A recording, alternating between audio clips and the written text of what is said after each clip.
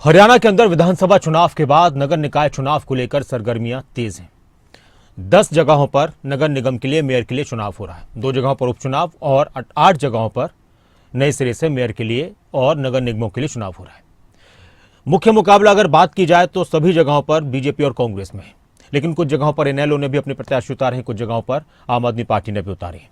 कांग्रेस सांसद लगातार अपनी पार्टी के लिए प्रचार कर रहे हैं, तो वहीं बीजेपी के नेता भी, बीजेपी के सांसद भी अपने लिए प्रचार कर रहे हैं और सभी दावे कर रहे हैं अपनी अपनी जीत के।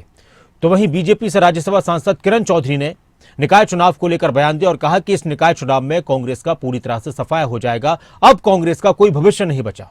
वहीं इनेलो नेता सुनैना चौटाला ने कहा कि बीजेपी और कांग्रेस ये दोनों ही मिलकर चुनाव लड़ते हैं। कांग्रेस ने ही बीजेपी की सरकार बनवाई है, कांग्रेस बीजेपी के लिए चुनाव लड़ती है। पूरी तरह से बीजेपी जीत के आएगी। सारे सबने देख लिया हरियाणा में क्या हुआ।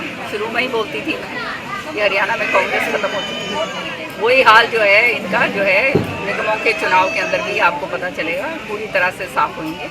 साथ ही साथ दिल्ली में देख लिया आपने, दिल्ली में पूरी तरह से सफाया चट हो गया। कांग्रेस तो बिल्कुल ही शून्य के ऊपर आई है। कांग्रेस अपने लिए चुनाव नहीं लड़ती, कांग्रेस बीजेपी के लिए चुनाव लड़ती है। पिछले चुनाव में ये साबित हो चुका है कि जो इनके नेता 72 टिकटें बांटने के बावजूद भी सरकार नहीं बढ़ा पाए, इसका सीधा सीधा मतलब ये है कि कांग्रेस अपने लिए नहीं, भारतीय जनता पार्टी के लिए चुनाव मैदान में उतरी थी और भारतीय जनता पार्टी की उन्होंने सरकार बनाने का काम किया।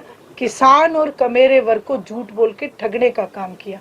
वहीं एक चीज़ मैं और ज़रूर कहूँगी, आपके इस चैनल के माध्यम से मैं हर जगह कहती हूँ कि जो हारी हुई बाजी को जीतता है उसको सिकंदर कहते हैं और जो जीती हुई बाजी को हार जाते हैं उनको भूपेंद्र सिंह हुड्डा कहते हैं।